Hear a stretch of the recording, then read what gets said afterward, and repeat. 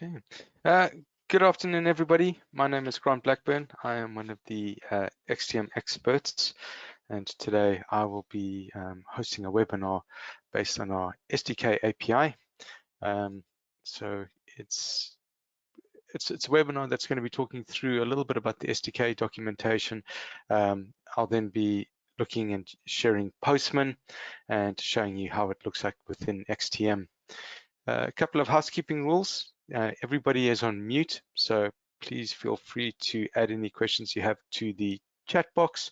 I'll try and get to them, otherwise I will make some time towards the end of the presentation to answer any of the questions that are there. Yeah, but otherwise please feel free to sit back and we'll kick this off.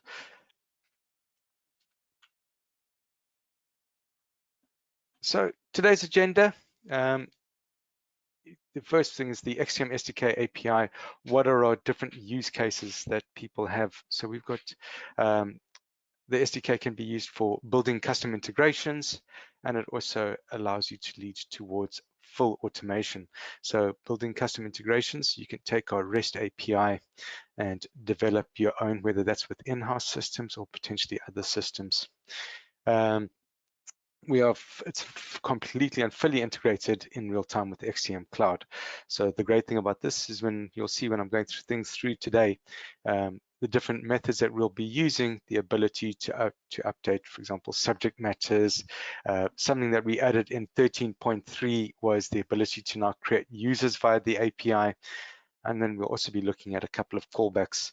Callbacks are really useful when you're building an integration, as this allows XTM to notify your integration when things are ready, whether that's on a job level, a project level, or even an analysis finished callback. Increased functionality via the SDK API. One of the things that I particularly like is the ability that when you're using the SDK API, that you can start associating different files to different target languages.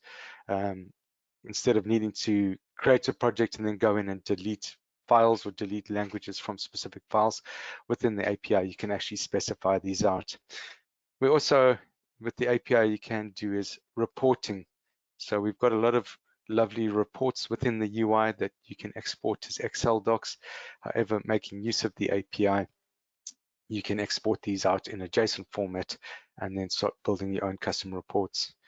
The next thing are continuous improvements to the REST API. So within our 13.3 release, we released a couple more methods. We've also added a couple of parameters. Some of the things that I'll be covering off from the 13.3 release showing is the create user function, adding user language combinations. So when we've created a user, or if we have an existing user, the ability to add language combinations to them. And we'll also look at is downloading project LQAs. So we've had the ability to download the project LQA report in an Excel file. These methods now allow us to download it in a JSON format. So potentially if you wanted to collate your information, you can do that. And then the other one which we did, which is a new parameter that we added for our target file downloads, which is the ability to specify non-analyzable files or files with no content. So these are just a couple of the things that we'll be looking at. Some of the other methods or improvements that were added within the release for our REST API was the ability to obtain a link to the workbench has been extended. So this now actually allows you to open up the workbench in a read-only mode. One of the ones which I mentioned I'll be showing today is the ability to create a user or update users. The subject matters, language combinations, workflow steps, access rights. So it's quite a lot. It's really nice. The additional parameter, which is now the ability to decide if you want workflow steps or statuses, to be retained when cloning a project. So a lot of the time, it's very quick to clone a project if you have something there. Then the second last one is as I mentioned, is the ability when you're downloading target files that you can specify or to include your no content or non-analyzable files at a job level. So instead of when you're generating it, requesting all files, you can now do it on a job level and specify the non-analyzable or the no content files. Something which has also been added a new REST API method, which is to update file properties, so tags and metadata. So for the people that are potentially tagging TMs and the likes of that, this is the way to do it, is using that method. I won't be showing that today, but it's just to let you know it is available. So what we're going to do within the demo, I am using Postman. So I'm going to be talking a little bit and showing a couple of methods or calls within Postman. And at the same time, we'll be switching between XTM and Postman. And we'll also look a little bit at the documentation, or REST API documentation. So just popping here. So the first thing, why am I starting on the documentation? Well, it's the easiest way to start. With our documentation, as I'm sure a lot of you are aware, we do offer both a SOAP and a REST API, but today we are really focusing only on the REST API. The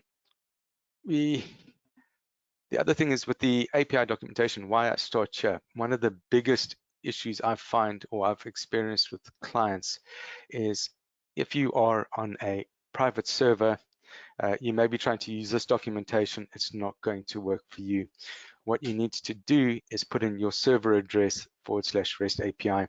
You'll also see that we tell you the version of the API. So I'm using the cloud at the moment, our multi-tenant cloud or a public cloud, and that is currently on version 13.3.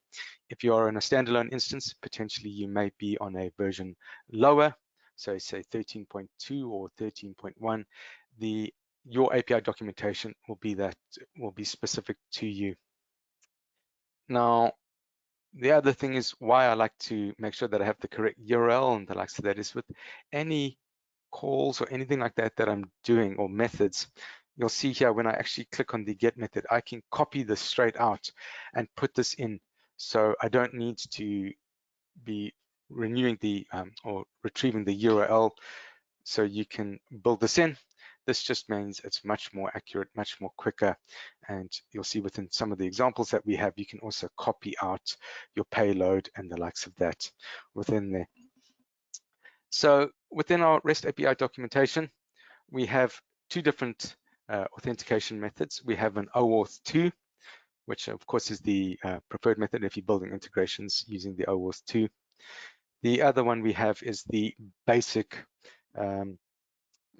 authentication, and I'm using the basic authentication today because this is just for demoing purposes. So we allow both of them. There is details on with the OAuth 2. If you are going to use OAuth 2, you do need to write to the XTM support team, and they will then supply you with your client ID and your client secret that you can process this. For the basic, a little bit more simple.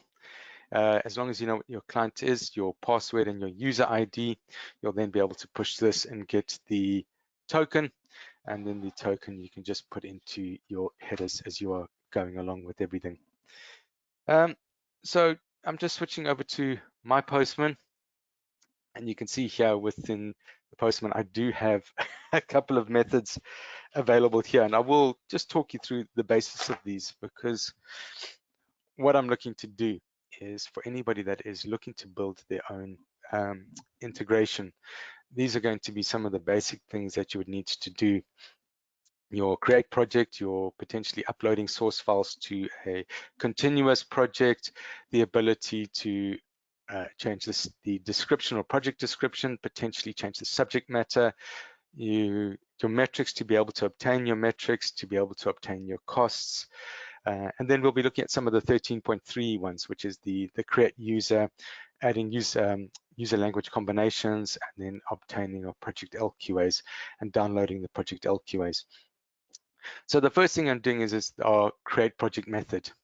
Within our create project method, you'll see I've already got my authorization. It is built in there. The key thing here is a customer ID, name for the project, a description. Now, some of these are obligatory, some of these are not. So for example, your description is not obligatory. Then you'll see we've got a template ID. Now, this is something I like to do is I like to make use of our project templates. And the reason I like to make use of the project templates is it contains a whole range of the different information or different settings and TM and the likes of that. So within here, within all of my templates that I have, so I'm just switching to XTM for a second, you'll see all of my different templates that I have. That, for example, this one over here, it's got my source and my target languages, it's got my file joining settings, it's got custom fields. It also has the different TM and terminology that I'm going to use, and it also then has the workflows and anything if I'm using machine translation or anything like that. So for me, it's a simple way of doing it. However, if you don't want to use a template, you don't have to, or if you do use a template, you can specify your source and target languages or even your workflow or anything like that, and it'll overwrite what's within the template. Translation files, you can see I've just added on a single file, and then I've included 3 callbacks.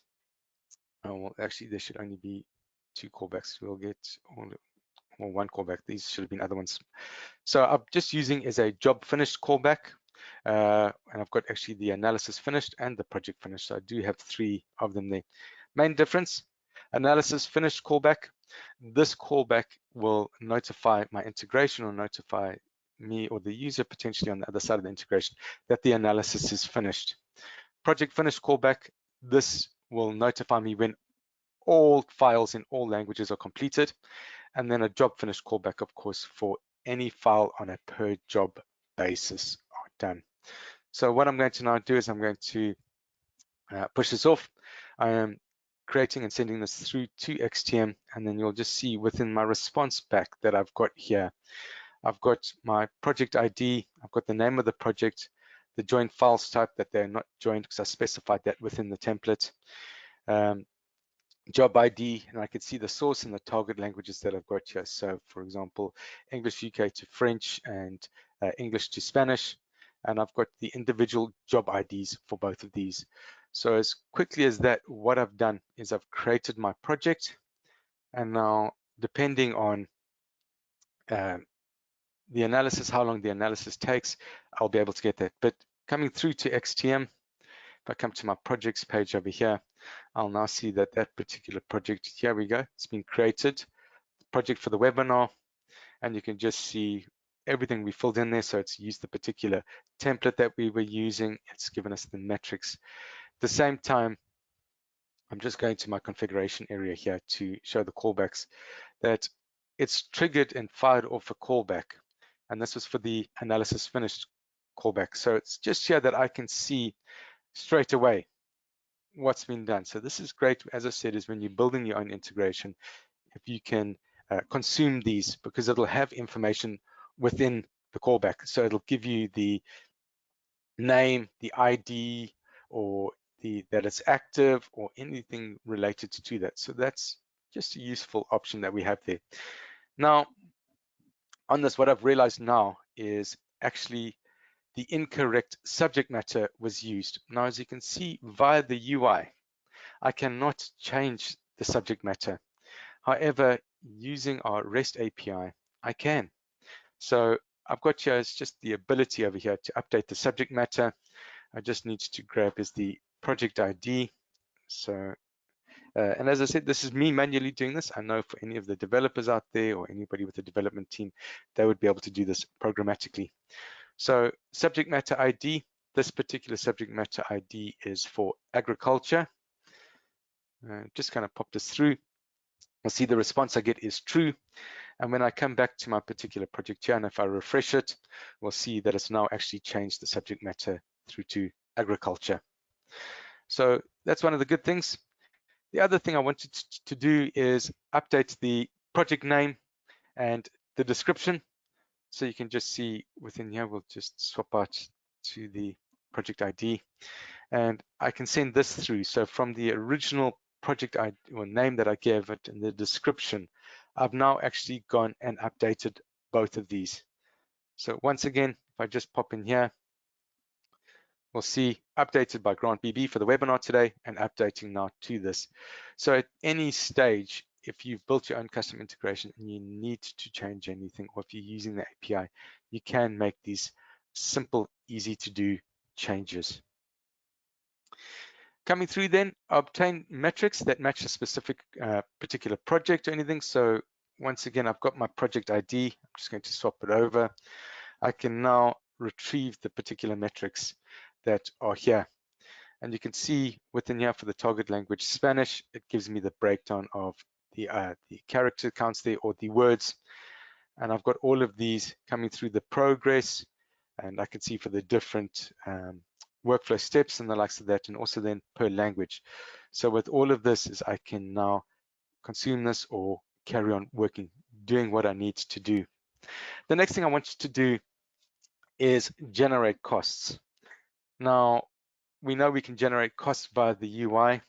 What I'm going to do now is generate costs via the API. And the reason I'm doing it here via the API is potentially if you've built something internally and you might need to let internal departments know the different costs, we can swap this out. So we can see that I'm using the initial metrics, I'm overriding if there's any missing rates, and it's an internal linguist. So this is user ID 18. This can be a vendor. So if you are using multiple vendors, you can actually do this with multiple vendors as well.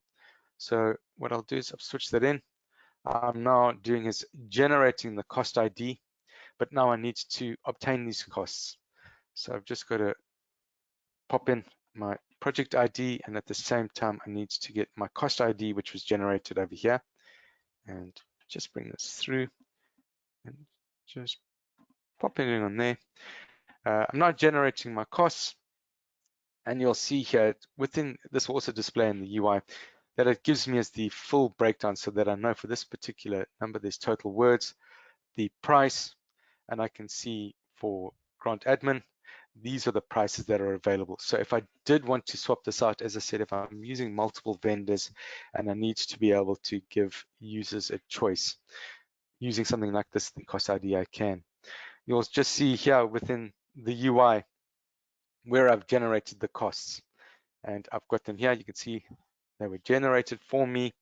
I've got it here, and I can now see this. So I could potentially change this directly in the API and start creating all the different costs and the likes of that.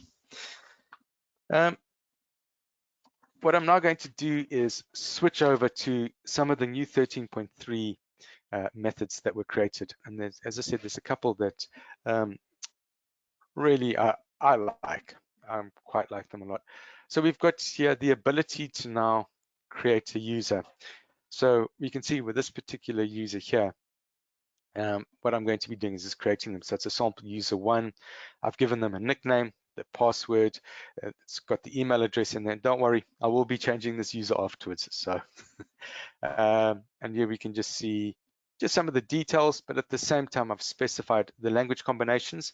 So for this particular user, it's English UK to Afrikaans. And I've got different role IDs. So each one of these IDs here are specific things. So we've got, for example, an admin role, we've got a PM role, we've got the TM expert, terminologist, and we've also got a linguist role. And you can just see here, term rights, I've given them the ability to export for TM and term rights. I can also specify within this method if I want them to be restricted to certain customers only. I've given them workflow step IDs, so the workflows I want them to be on, which customers I want them to work with. And when I do this, what's now going to happen is this is going to create, here's the user's user ID, and it's called sample user 1. So the great thing with this is when I come to my users tab now, I'll be able to see that particular user. So I no longer need to create it by the add user button or the import button. I can just do this, and we can see here's sample user 1, administrator, linguist, project manager. They get the translate step, and you can also see here the languages that they are using. But now I've just been told that actually no, they needed more languages. So what I'm going to do is just grab this particular user ID, and I'm going to come in here and I'm going to actually give them additional language combinations. So we'll just pop this in, and remember to put our /. So here, I want to give them as English US to Spanish, and Spanish to English UK. Create this. It's now true. When I pop back into my user here, you'll now see that I've actually done it, and I've added on all of these additional languages for this particular user. So it's quite nifty because, as we say, if you are building your own integration and the likes of that, if you have reviewers that you need to do, you can always create them via the API. The next thing we're going to be looking at is obtaining projects via LQA. So I did create a project earlier on, and this is the project ID for it. So what I wanted to do is retrieve it so that I can actually get the information for this particular project. You'll just see here, it gives me as an ID and a project ID. It gives us the test complete date, the number of words, and the score. So from here, I can see all of the information here that was given through to me. Now I can put in multiple projects and then start getting all the information to come back. At the same time, I also have the ability to download Project LQA. So where I specified the particular report in the projects, this is going to give me more information. Just coming through here, you'll now see this is where it starts breaking down based on the severity multipliers. It tells me what my severity multipliers are. It also tells me who was the evaluee, the evaluator, the customer, the project name, and you'll see where I can start doing the word counts, the weighting average, how many neutral, minor, major, or critical errors, if there was any penalty applied, so for a raw adjusted score, and our target subscore. The errors, then I will start seeing the actual breakdown of the errors. So this is quite nice because this is done as a JSON file returning, so that you can start combining these. So potentially now you can start actually creating a lot of your own LQA scores or combining and adding to them. The last thing I'm showing today is the download for the project files. Now, as you will notice, this was also added in 13.3. And what we can do on this particular one here is when I'm generating my files on this particular project, I did have non-analyzable files. Normally what I would have to do is generate it. So I can actually change the file scope here to job, and it'll allow me to go down. But when generating this, and when it returns the option back to me, within here, I will also get the non-analyzable files. Now with this one here, you will have to save this as a zip package and then unpack it. So you'll be able to see it all within there. So I know we've just covered off a fair amount.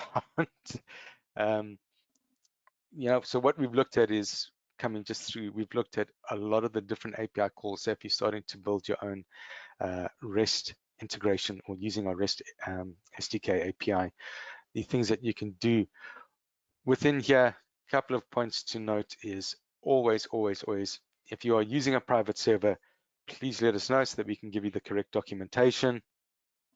If you are working on this, you'll see within the documentation, we do give you all of the resources. So for example, here, all of the methods that you can use, you can copy and paste them in. And you'll see within our REST documentation, there is lots that we keep adding to it. So the ability to patch projects or put things in projects or delete target languages, there's a lot that the API can do. The API can be used to pretty much drive XTM using the API. And the most important thing is we are continually adding revisions to our SDK API. So you'll see just within 13.3, the amount of new methods that we actually added in here. As I said, I just cherry picked a few, but within these ones here, you'll be able to see everything that's coming through. Like as I said, I like this one, the ability to create user. You'll also see the required things that are required within there, and anything that is optional that can be added on. So of course, when you're using the create user, you would have to retrieve the roles first. So this is from me then. It's as I said, if there are any questions or queries from today, I know it was quite a lot that I covered off. There was multiple calls covered. Please do feel free to pop any questions you have in the chat box. Otherwise, alternatively, you can reach out to, if you have a CS rep or an expert assigned to your account, you can reach out directly to them as well. So Any additional questions, or if you want to continue the conversation, you can alternatively reach out to us, the experts at XTM. And then just some of the recommended resources that we have here that I used today is the API documentation, just look at the revision history and our release notes. We do have a couple of questions here. So for the first one, for continuous lock projects, is there a way to, number one, get an analysis for each update via the API? Two, get an accumulated analysis after a certain time frame, e.g. weekly. So for continuous lock projects, is there a way, number one, to get an analysis for each update via the API? Yes, you can request the metrics. So what I would probably do on something like that, Jan, is using the project analysis callback is then triggered to get the most up-to-date metrics. You can, and then to get an accumulated one over a certain time frame, you can use a metrics call where you can set the length that you would like to look for specific metrics. So what you'll find is within the analysis, just specify when you're retrieving continuous lock updates that you're getting the current metrics. So initial metrics is for project creation, current metrics would be for the updates. Then we have another question. Can you create more than one user at once? Right now, no, it is limited to one user at a time. But that's something I think would be a good thing to do as well. So what I'll do is I will pass on your feedback internally and ask if we can start looking into that. So I hope that answered the 2/3 questions that we've just had. But as I say, in the meantime, is if you do have any additional questions or queries, please do reach out to the experts at xtm-intl.com. For anybody who's on standalone instances, when you upgrade to 13.3 or 13.4, you will be seeing a lot of these methods available to you there. But as I said, with these methods, please do check the documentation. It will let you know what version you're currently on. If I can just get to the top over here. So I'm currently on version 13.3. Yeah, so that's it. Well, thank you, everybody. I appreciate your time on this Tuesday afternoon, and I look forward to speaking to you all again soon. Thanks, everybody. Have a good day. Bye-bye.